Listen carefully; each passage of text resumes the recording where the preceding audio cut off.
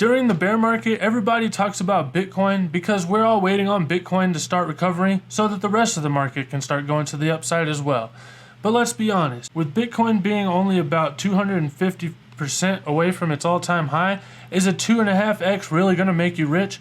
Probably not. So what kind of altcoins am I buying? Well, in this video, I'm going to tell you 5 altcoins that I'm stacking up, and stick around until the end because I'm going to give you one bonus coin that I've been stacking up and that I'm really bullish on and have been since I first got into crypto. Before we get started though, don't forget to hit that like button and let's get right into it. First on the list, we're going to be starting out with Ethereum.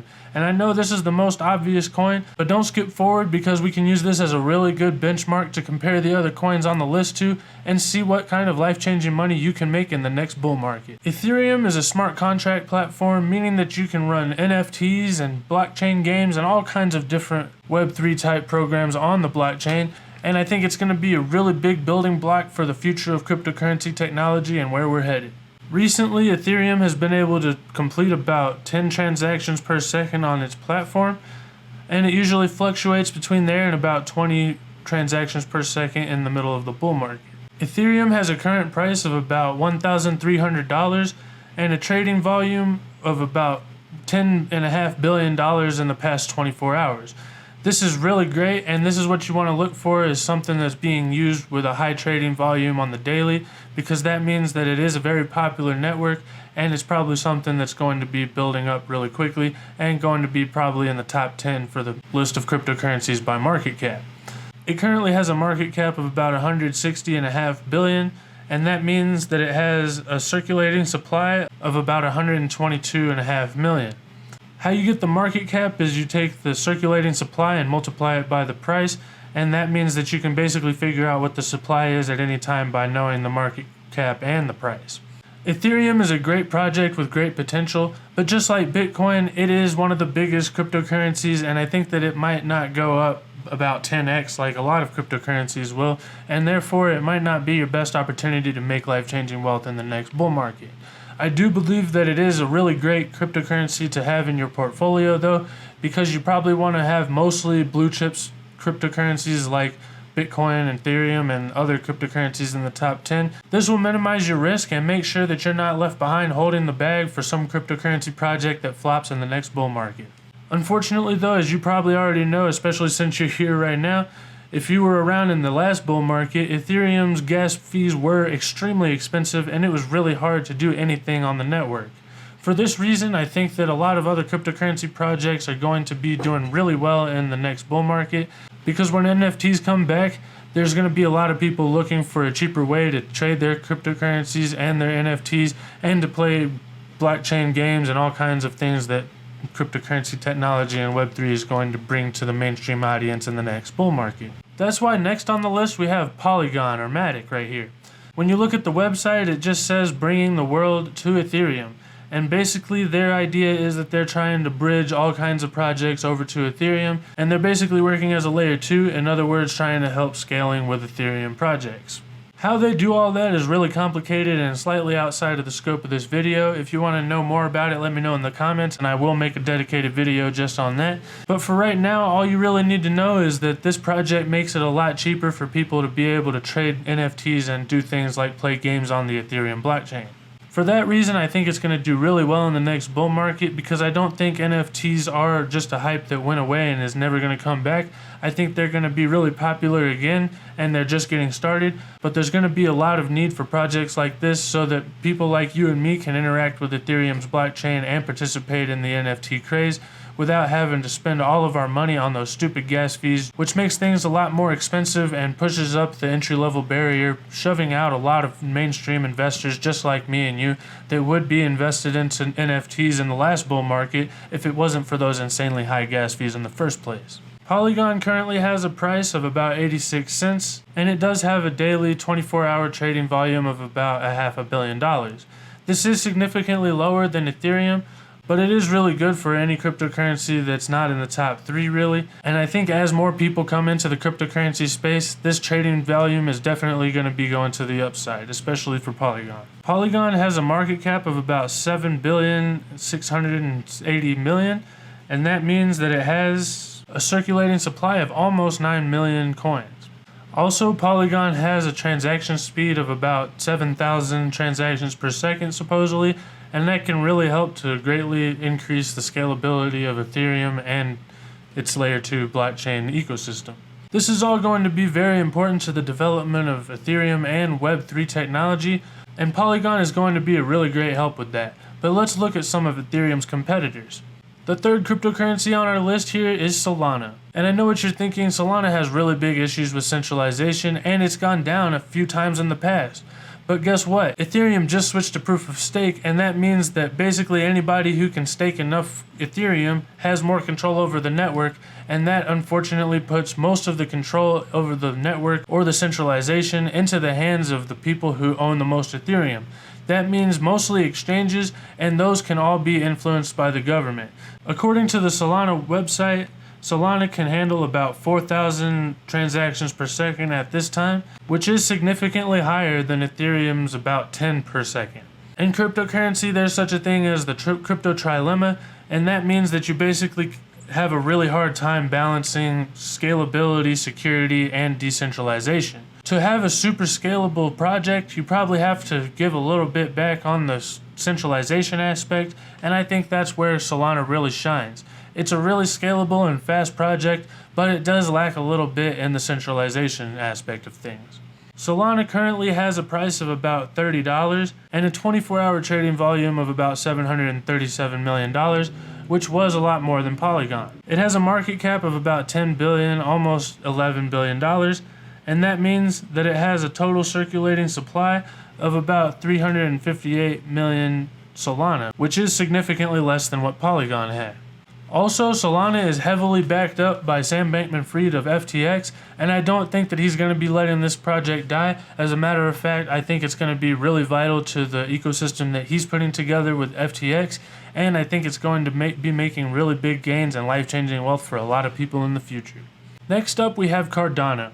Now, Cardano is one of the most slowly developing cryptocurrency projects in the top 10, in my opinion, or at least that seems to be the perception that people have of this project, because they have made a lot of promises in the past, and it seems like they had expectations of the project being a lot bigger, with the ecosystem having way more dApps at this than it does at this time. However, I really appreciate that about this project, because they make sure that everything is actually working whenever they implement a new development into the blockchain, instead of just kind of implementing things and then fixing bugs later like Ethereum does. This does make Cardano a lot more boring to watch than Ethereum, but I think in the long run it's going to make it a much more sustainable project, and it's probably going to be making your gains last a little bit longer with less volatility than Ethereum.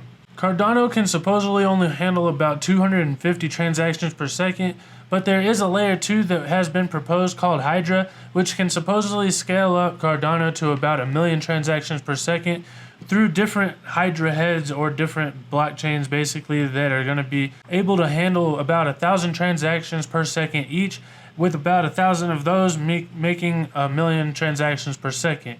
This isn't official yet, but it would definitely make Cardano competitive with Ethereum and with other really scalable projects like Solana. Currently, there's about 1,000 dApps on the Cardano ecosystem, which is definitely dwarfed by Ethereum's ecosystem, but it does have a trading volume of the 24 hours of about $500 million, which is really big, and that means that it is a highly used cryptocurrency ecosystem that will probably be building up and is definitely going to be staying in the top 10 for the next bull market. It has a current price of about 35 cents and a market cap of about $12.5 billion, which means that it has a current circulating supply of about 34 billion ADA. This is a really great project, and with Charles Hoskinson running the show, development might still be slow into the future, but I think it is going to be probably one of the most sustainable and longest lasting cryptocurrency projects in the space. Moving on, we're finishing off the list with number 5, Avalanche, but don't forget to stick around for that bonus coin. Avalanche is another competitor to Ethereum, but where it really scales is with its sub 2-second transaction finality. With Bitcoin, you can stand around for up to an hour, which is usually more like 10 minutes, waiting for a transaction to be completed. With Ethereum, it takes about 6 minutes, and it says here that with Polkadot, it takes about 60 seconds. So this is going to be really important when it comes to the metaverse and cryptocurrency games, because you're going to want to be able to make a transaction really quick so that you can move on and continue playing your game, meaning that a 2-second transaction time is probably really important for all of that. It has supposedly infinity transactions per second with its subnets, which you can kind of think of that as the Hydra technology for Cardano, but it's not a second layer technology. Subnets are also out of the scope of this video, but just like with any of these projects, let me know down in the comments if there's something that you want to know more specifically about any of these, and I will make a dedicated video just on that. Avalanche has a current price of about $15.84 and a 24-hour trading volume of about $198 million, which is significantly lower than the rest, but could definitely represent a really great opportunity for growth, and that means that this could be seeing, if it does grow as big as the rest, a bigger percentage of gains moving into the next bull market. It currently has a market cap of about $4 billion, which is pretty low, but like I said, could definitely represent really big gains in the future, and that means that it has a circulating supply of about 296.5 million AVAX, which is the native cryptocurrency for the project. In the next bull market, I do believe that NFTs and blockchain gaming is going to be really big again. As a matter of fact, it'll probably be even bigger than it was in the last bull market, because people aren't just going to be getting a taste of it and trying to figure out what it is. They'll actually already know what it is, and there's going to be really great games that took years to develop that are going to be coming out around the time the next bull market kicks off. For this reason, I think that all of these cryptocurrency projects are going to do really well, because as I said earlier in the video, Ethereum is the main cryptocurrency project that has smart contract capabilities that people use nowadays, but with gas fees being so high on that ecosystem, I think there's going to be a lot of competition and people are going to be looking for alternatives.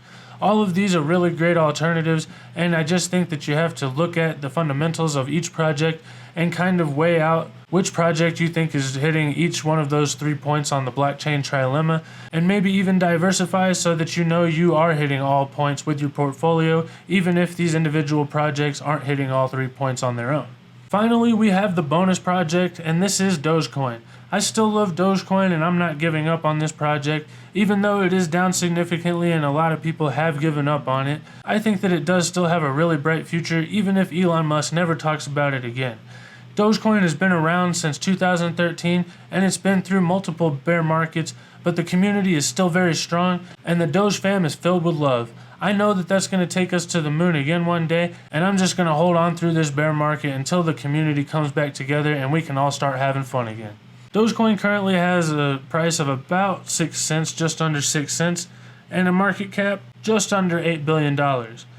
That means that it has a market or circulating supply of about 132 billion Doge, which is comparable to some other cryptocurrencies on this list, but a lot of people use that as their number one reason why they would never buy Dogecoin. I think that this is just really a pretty much ignorant reason, because people don't compare the market cap or total supplies of other cryptocurrencies to Dogecoin.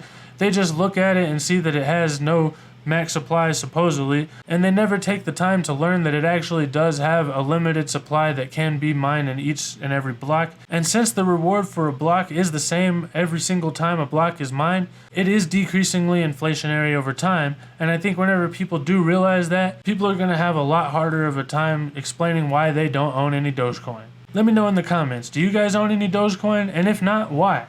Also, let me know if there's any cryptocurrency projects that I didn't mention in this list that you would have loved to hear about. Either way, thank you guys so much for watching. I hope you have a wonderful day. Don't forget to hit that like button, and I'll see you guys next time. Bye.